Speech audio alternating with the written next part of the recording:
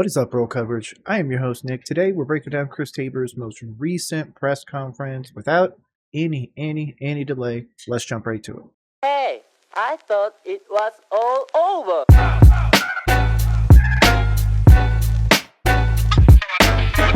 You have the floor, my man. All right, I'll open it up to questions. Go ahead. Chris, you had set yourself up to be in contention for a win last week.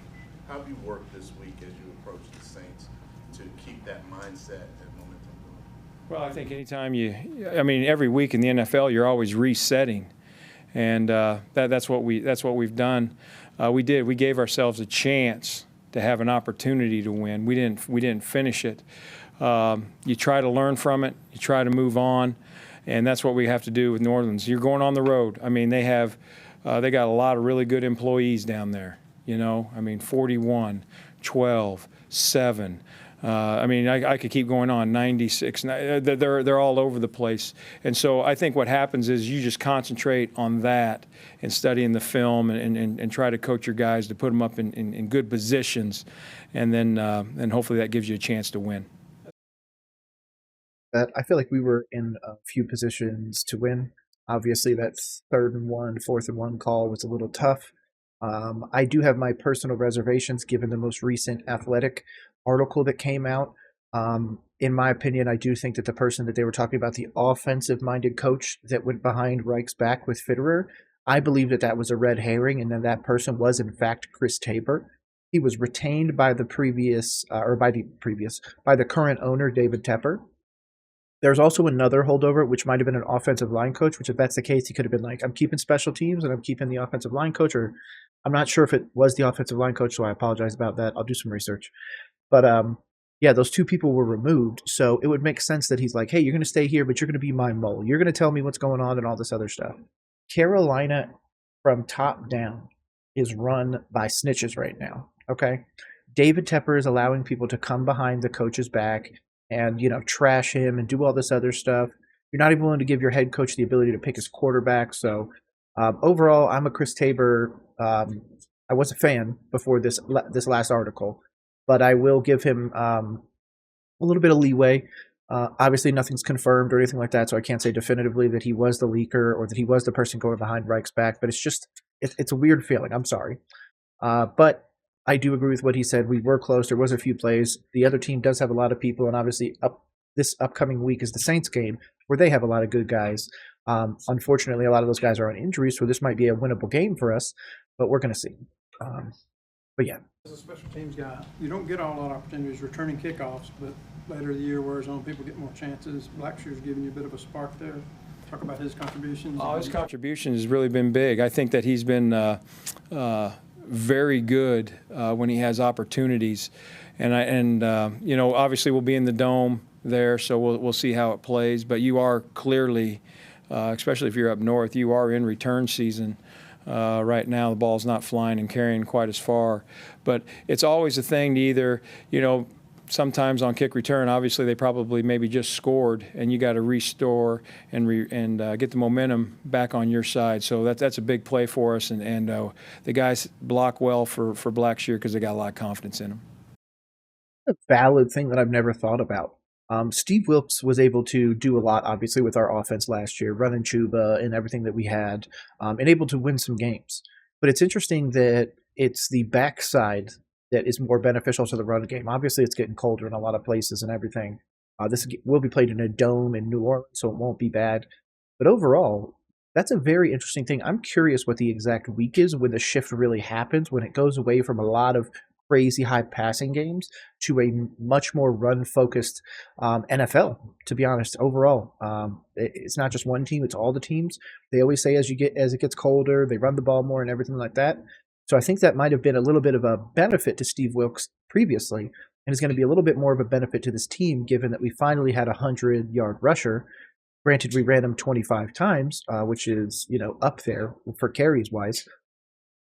But I'm open. I'm honest. I'm here for it. I want to see my Panthers succeed. I'm not going to be like one of these trolls or these fake Panthers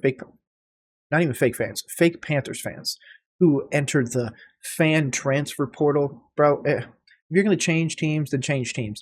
Don't change teams in the middle of a year. It shows that you can't handle it. Like, that's a coward's way out, in my opinion. So we're going to keep moving on. Chris, you have the floor again.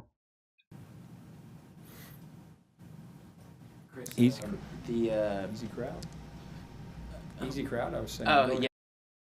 I'm going to say this is an easy crowd because this press conference happened like a few hours or an hour or so after the press release, the article from The Athletic came out. So they're still digesting. They were probably briefed that this was coming out a day or two before. So he probably sat in a lot of meetings getting ready to handle this press conference.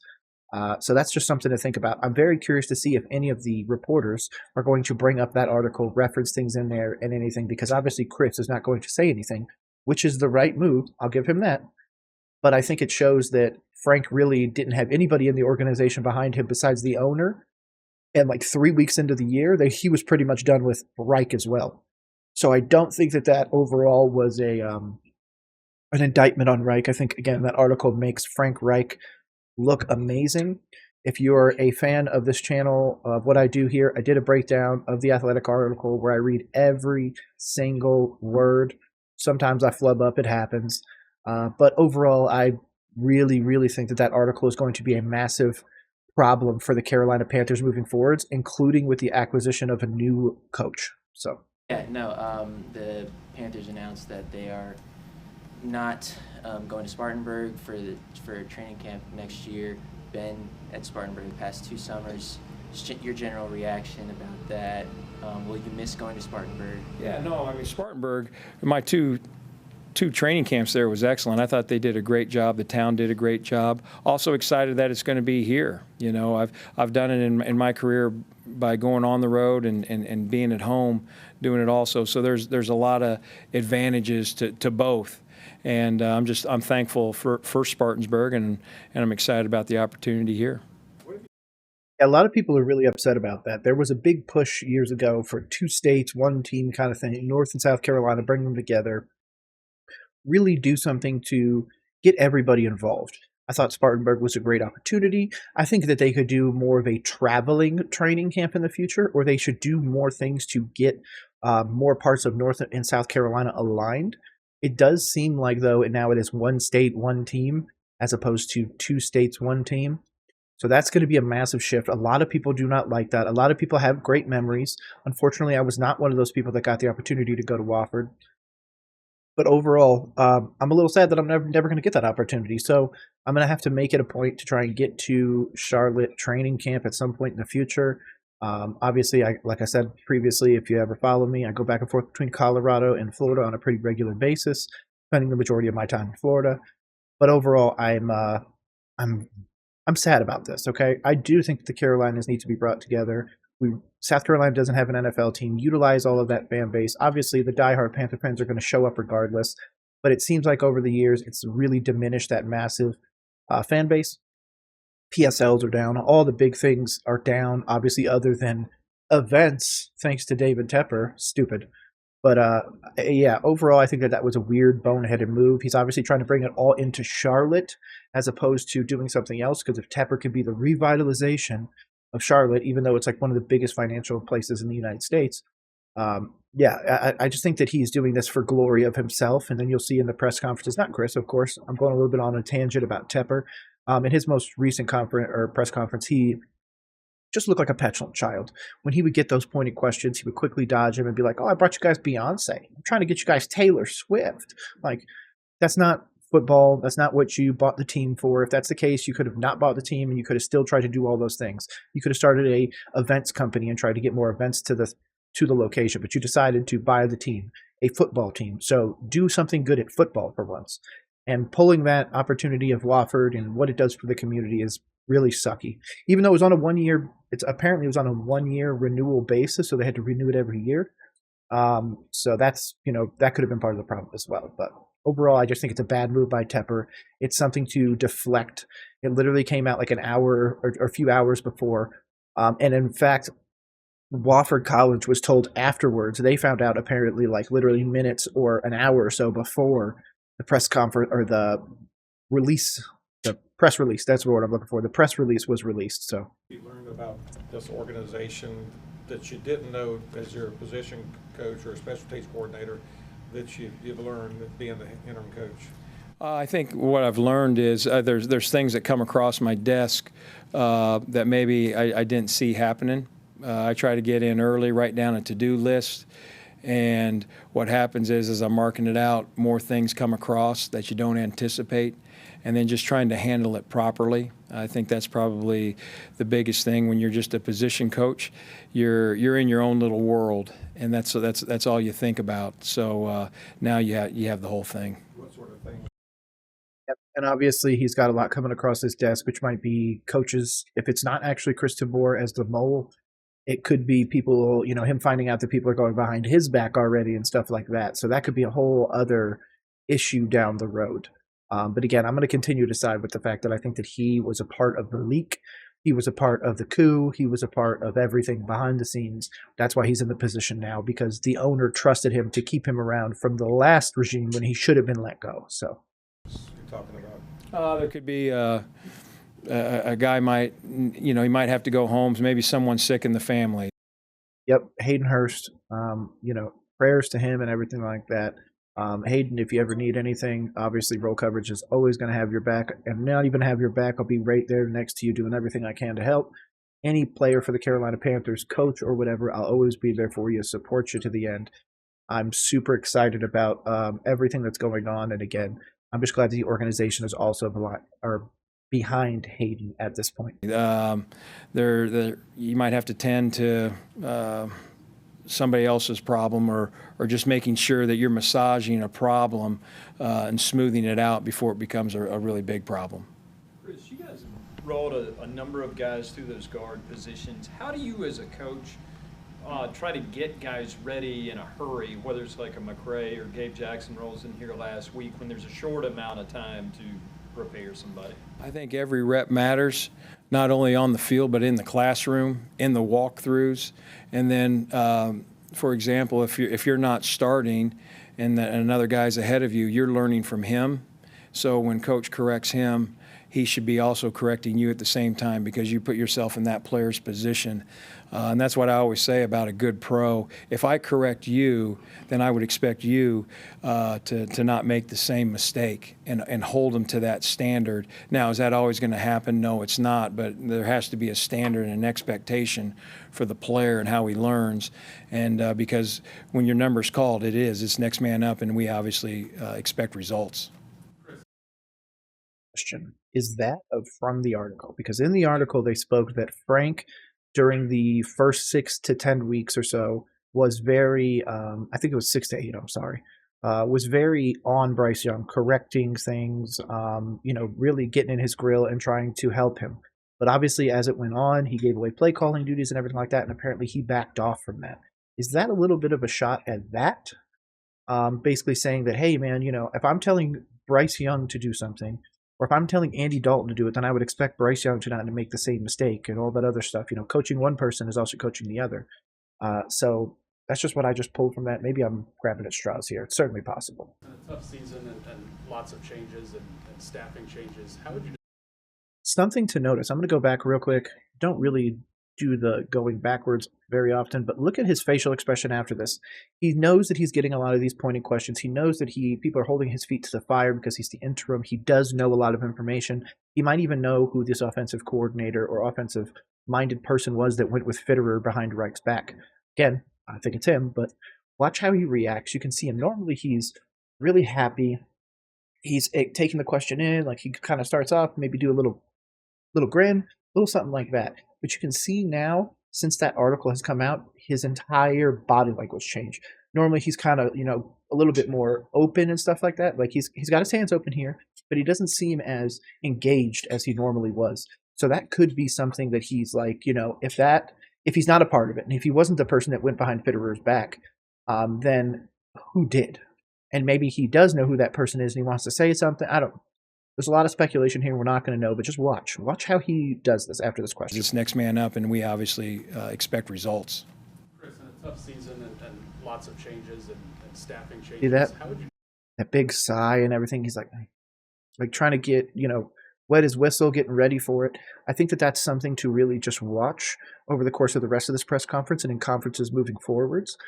Does his demeanor change when reports like this come out because he bears culpability or because he has information that he wants to tell the media that he cannot?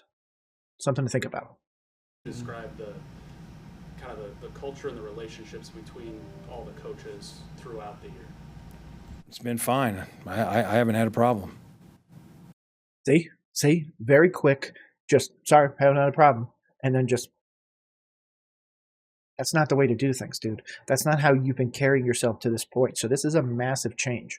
I always tell people, if somebody's done something for their entire lives and one day they decide to switch, that's a massive red flag. A lot of times people don't correct their long-term desires. Like, say, for example, this. The one thing that a lot of people have gone on about is Frank Reich wanted Bryce Young. That doesn't make any sense because his history states he wants tall, strong arm, fast, can take a hit. All of those things, thick dude. Carson Wentz was one of them. All that other stuff. Even Matt Ryan, even though he was over the hill, he still fit the body type of what Reich wanted.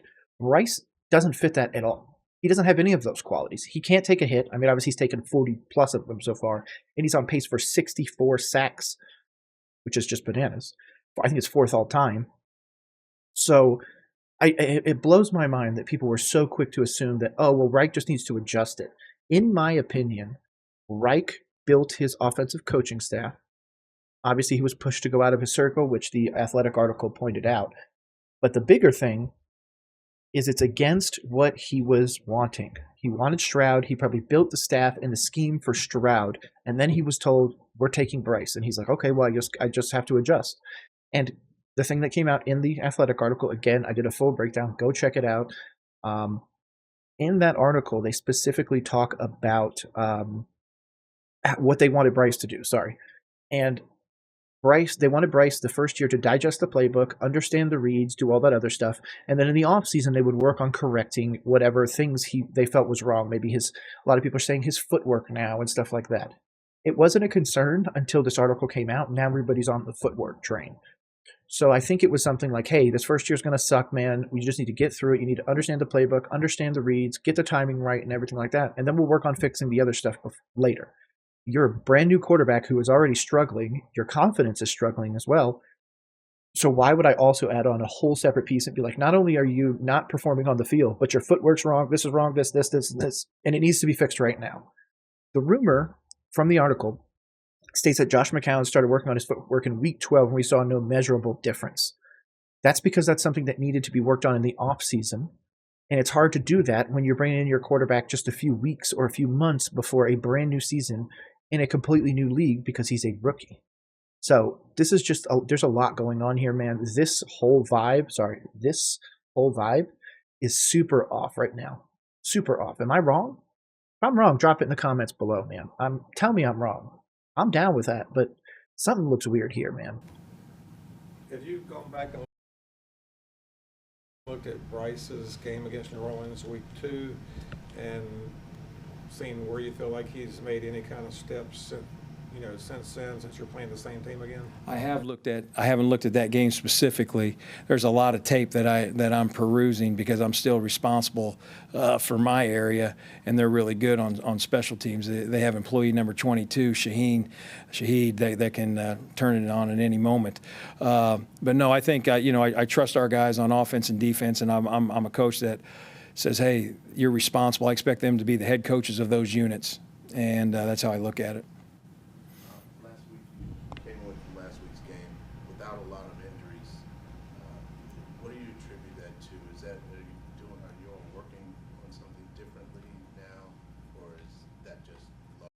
Again, whoever does the Panthers AV or whatever the hell this is called, you guys need to do better about getting these reporters questions so this way we can actually hear them.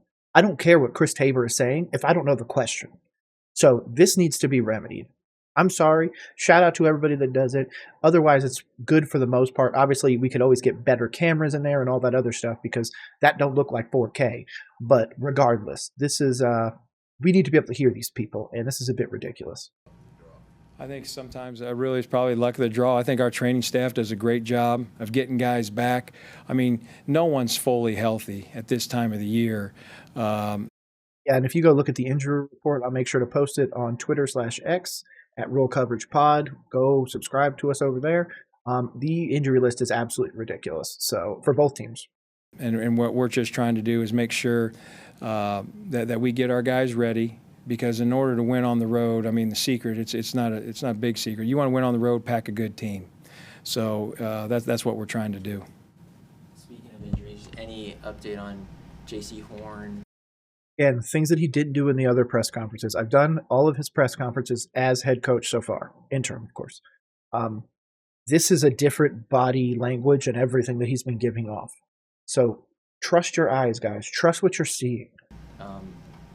Look at that. Look at that. It's completely off. This is a different person than we last saw. His health status for Sunday? No, he did good. He was limited today, practiced well, so like where he's at. Another player who's back on the practice field today. Where is he in the protocol? What's his status? He's working his way through the protocol. That was just another step to see where he's at. We'll get an evaluation at the end today and see how he did. I know you haven't spent a whole lot of time focused on the offensive line, but how do you feel like Nash did, and what's the feedback from the offensive line coaches and the maturation? Yeah, I thought he played well. You know, I mean, obviously there's things that he still needs to improve upon, and you saw that on tape. But you also saw a guy that's a young player get better, and so now we're going into the next game, and hopefully you continue to see him grow right there. Chris, you talked about your to-do list, other things come across your desk that you may not have anticipated. Of the personnel, so maybe we see a little bit of a change, but that body language before, man, again, trust your eyes. You're still responsible for the special teams group. Is there any room on your plate for anything else, or is this? There's not. I'm going to give massive pushback here. It's going to be very short and brief. I do not trust a head coach to be a special teams coordinator, a play caller, and something else. You want to know why? Because that's what people roasted Frank for. He was the offensive play caller. He was the head coach. That's fine. If you want the head coach to be a CEO, let him be a CEO. Let the people call plays. But if we're adding more to Chris Tabor's plate and going to give him a pass while you guys wouldn't give a pass to Frank, I'm not going to feed into that. That's absolute BS. That is just picking and choosing when you want people to be held accountable, and I'm not going to allow that. That's ridiculous. Almost overload for you in terms of trying to do the job. No, it's not overload. It's something. Oh, it's not overload, but it's you. But it's overload, but it's Frank. Makes sense. Something that you always dream about and wanting to do. You know, it's just part of it, and I just try to stay structured within my process. I know what I need to do within my process of my little special teams world, and then when other stuff pops up, I know I divert my attention there, and then I can come back and I know exactly where I'm supposed to be and how much time all that's going to take. It's just, you know, by the end of the week, I'm not going to lie, I'm tired, but I'm excited for the game. Following up, you've also talked in the past about. By the way, I expected a little bit of a shift in the body language. The smile and the smirk hasn't been the shift that I was looking for. I think that he is obviously dealing with a lot. I'm going to give him that. But with everything coming out about the owner and meddling and everything, I think that it puts a massive microscope or a whatever the hell you want to say, looking glass, whatever, on Chris, on the ownership, on the GM and everything like that. From what we understand, Scott Bitter has been told that he has no assurances that he will be retained. If Scott was working with an offensive coach against the head coach, no team is going to want that. No team is going to want to be usurped by the GM. I'm sorry. The Baltimore's not going to allow that. The Steelers, all these storied organizations are not going to allow that to happen. The 49ers, the Eagles, the Chiefs. That's not going to happen. The GM and another coach are not going to go behind Andy Reid's back and talk about him. That's not how that works. Our owner has allowed this to continue, and it's not going to change until Fitterer is gone and until Tepper admits that he's a part of the problem. If he keeps deflecting, it's never going to get better. What's expected of the guys being pros, going out, putting your best stuff on tape? What's the overall sense that you're getting from the team in terms of not necessarily their work ethic, but their attitude in terms of, because it's obviously difficult at 1-11. No, it's extremely hard, and I would say this about him. I really do. If you go back to the last breakdown, when he's asked about players and stuff like that, he would just go, oh yeah, this, and then launch into a tangent. The first pause was him trying to figure out what he wanted to say. The second pause was the proofreading of the head coach. The same thing that people criticized Reich for giving the head coach answer. So here it goes. I appreciate how we played on Sunday, even though we didn't get it done.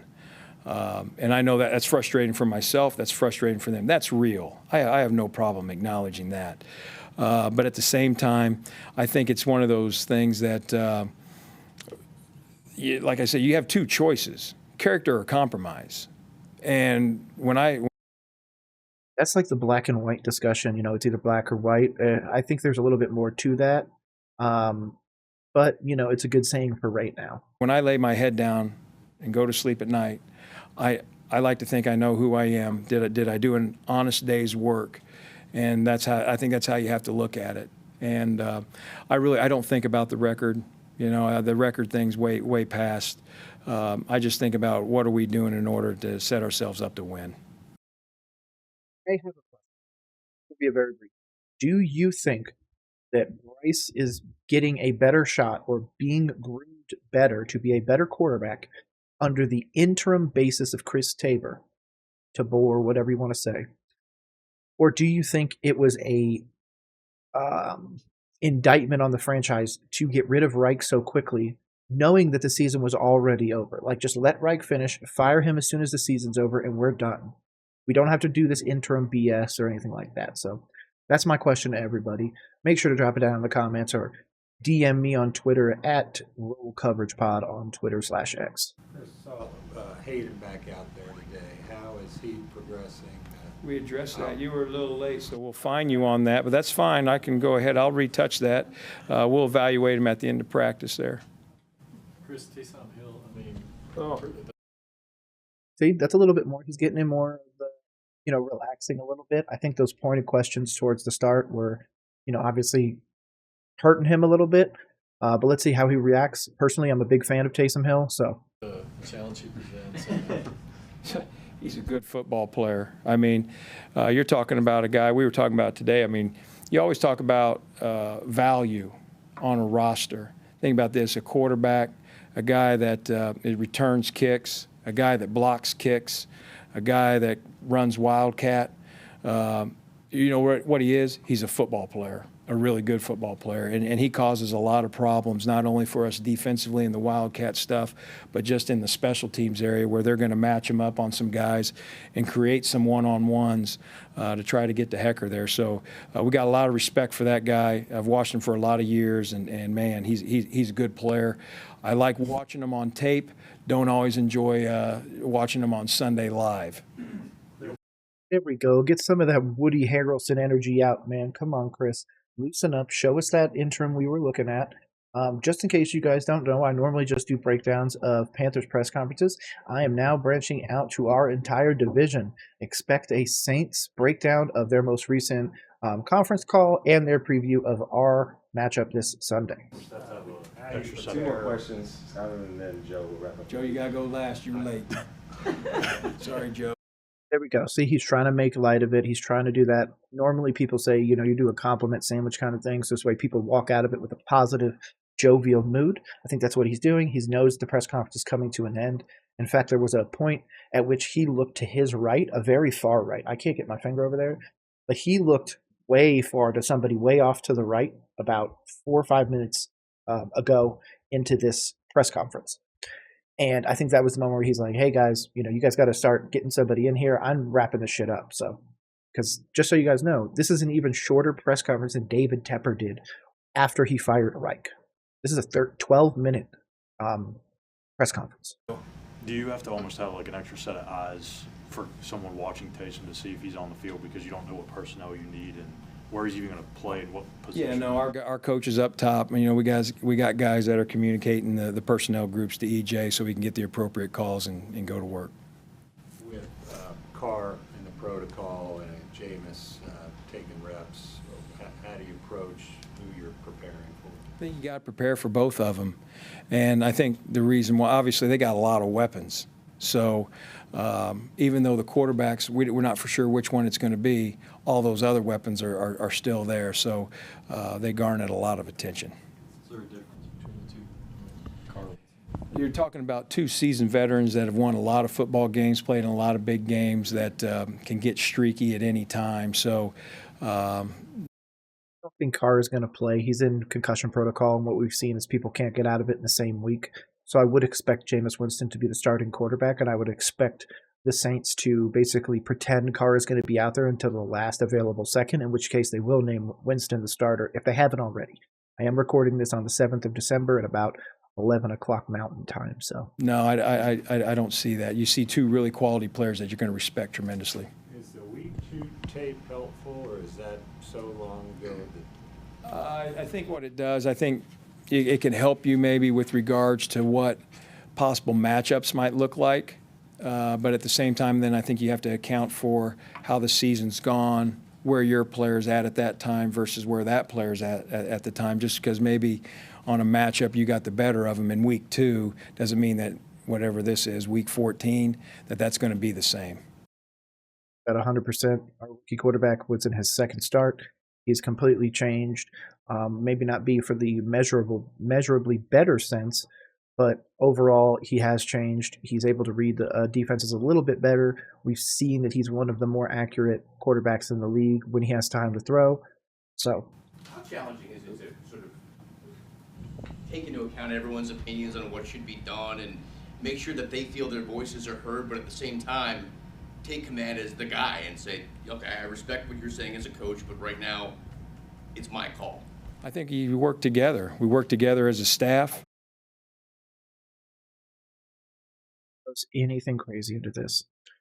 How many people are going to be okay with Chris Tabor saying that he's okay with relying on others when they said that Frank should have gone into the owner's office and screamed and thrown chairs? He should be on the sideline being, all crazy, throwing his hands up, and he's not showing enough emotion and blah, blah, blah. Why is it okay for Chris Tabor to be like, man, it's a collaborative effort and everything like that, but yet it's not okay when Frank said it was a collaborative effort?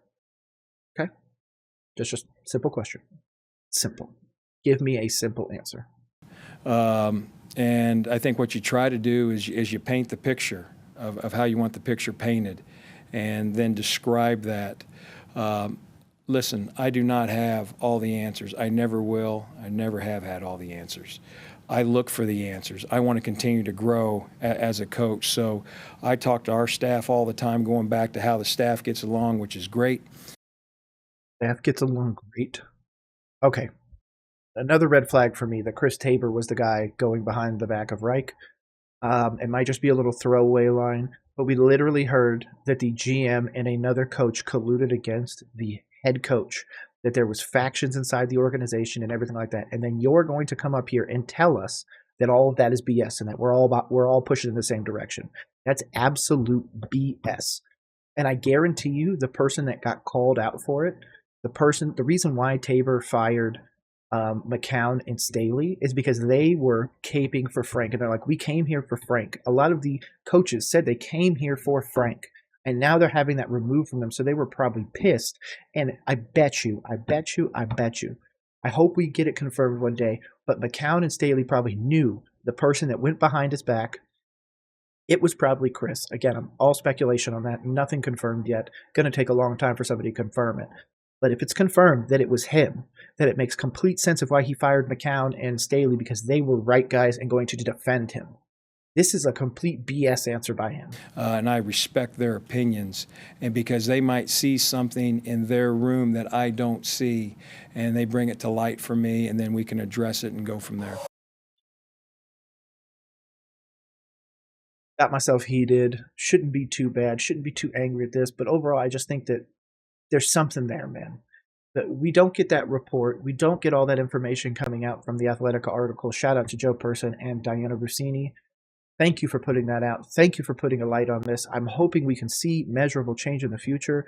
But as long as this C+, which is going to be my ranking for this C+ press conference, gives me no confidence in the future of this organization. Chris Tabor will be an interim, and if he's hired as the head coach, I will stand 10 toes down and tell you that it was Chris Tabor as the one that went behind Reich's back. But until we have confirmation of that, my name is Nick. This is Roll Coverage. Hopefully you all have a great rest of the day. Hopefully you check out all of our breakdowns over on YouTube.